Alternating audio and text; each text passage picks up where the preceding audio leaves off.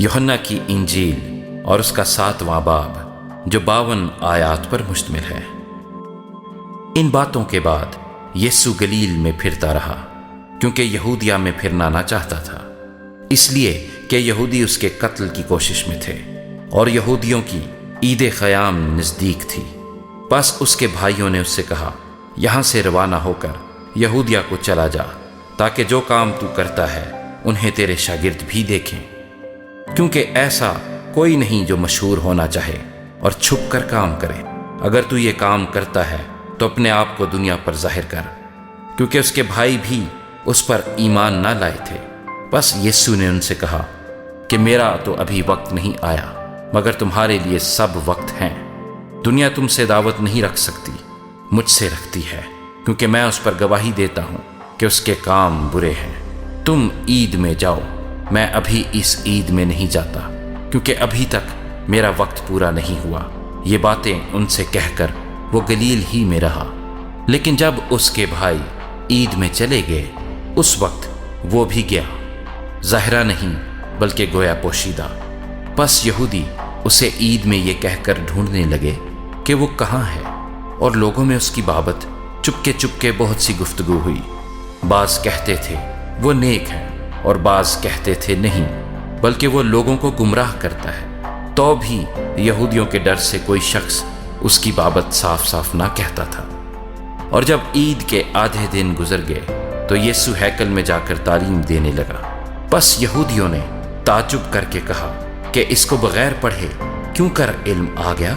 यीशु ने जवाब में उनसे कहा कि मेरी तालीम मेरी नहीं बल्कि मेरे भेजने वाले की है। अगर कोई उसकी मर्जी पर चलना चाहे तो वो इस तालीम की बाबत जान जाएगा कि खुदा की तरफ से है या मैं अपनी तरफ से कहता हूँ। जो अपनी तरफ से कुछ कहता है वो अपनी इज्जत चाहता है, लेकिन जो अपने भेजने वाले की इज्जत चाहता है वो सच्चा है और उसमें नाराज़गी नहीं। क्या मूसा ने तुम्हें शरीयत नहीं दी, तो भी तुम में से शरीयत पर कोई अमल नहीं करता? तुम क्यों मेरे कत्ल की कोशिश में हो? लोगों ने जवाब दिया, तुझ में तो बदरू है। कौन तेरे कत्ल की कोशिश में है? यीशु ने जवाब में उनसे कहा, मैंने एक काम किया और तुम सब ताजुब करते हो। इस सबब से मूसा ने तुम्हें खतने का हुक्म दिया है, हालांकि वो मूसा की तरफ से नहीं बल्कि बाप दादा से चला आया है। और तुम सबत के दिन आदमी का खतना करते हो। जब सबत को आदमी का खतना किया जाता ताकि मूसा की शरीयत का हुक्म ना टूटे, तो क्या मुझसे इसलिए नाराज हो कि मैंने सबत के दिन एक आदमी को बिल्कुल तंदुरुस्त कर दिया? जाहिर के मुआफिक फैसला ना करो बल्कि इंसाफ से फैसला करो। तब बाज यरूशलेमी कहने लगे, क्या ये वही नहीं जिसके कत्ल की कोशिश हो रही है? लेकिन देखो, ये साफ साफ कहता है और वो इससे कुछ नहीं कहते। क्या हो सकता है कि सरदारों ने सच जान लिया कि मसीह यही है?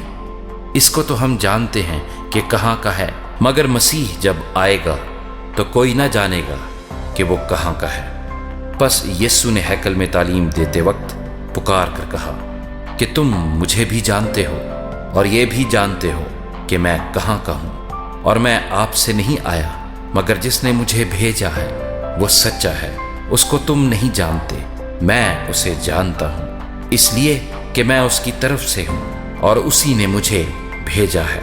बस वो उसे पकड़ने की कोशिश करने लगे, लेकिन इसलिए कि उसका वक्त अभी ना आया था, किसी ने उस पर हाथ न डाला। मगर भीड़ में से बहुतेरे उस पर ईमान लाए और कहने लगे कि मसीह जब आएगा तो क्या इनसे ज्यादा मोजज़े दिखाएगा जो इसने दिखाए।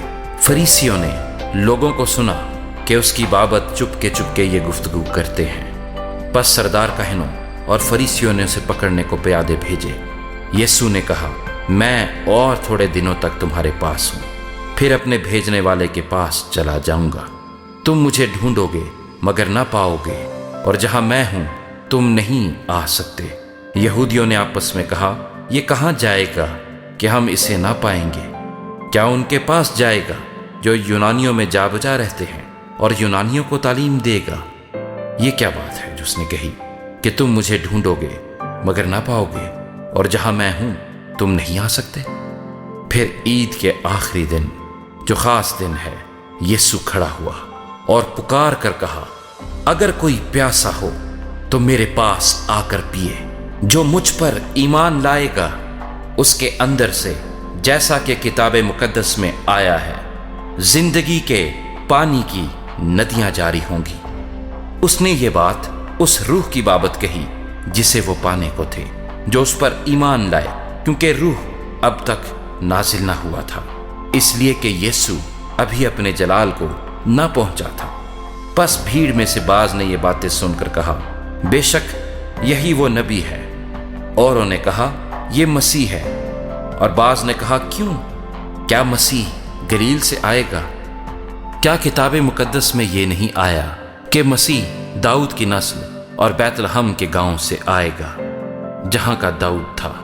پس لوگوں میں اس کے سبب سے اختلاف ہوا، اور ان میں سے بعض اس کو پکڑنا چاہتے تھے مگر کسی نے اس پر ہاتھ نہ ڈالا۔ پس پیادے سردار کاہنوں اور فریسیوں کے پاس آئے اور انہوں نے ان سے کہا، تم اسے کیوں نہ لائے؟ پیادوں نے جواب دیا کہ انسان نے کبھی ایسا کلام نہیں کیا۔ فریسیوں نے انہیں جواب دیا، کیا تم بھی گمراہ ہو گئے؟ بھلا سرداروں یا فریسیوں میں سے بھی کوئی اس پر ایمان نہ لایا؟ مگر یہ عام لوگ جو شریعت سے واقف نہیں لعنتی ہیں۔ نیکودیموس نے جو پہلے اس کے پاس آیا تھا اور انہی میں سے تھا، ان سے کہا، کیا ہماری شریعت کسی شخص کو مجرم ٹھہراتی ہے جب تک پہلے اس کی سن کر جان نہ لے کہ وہ کیا کرتا ہے؟ انہوں نے اس کے جواب میں کہا، کیا تو بھی گلیل کا ہے؟ تلاش کر اور دیکھ کہ گلیل میں سے کوئی نبی برپا نہیں ہونے کا۔ پھر ان میں سے ہر ایک اپنے گھر چلا گیا۔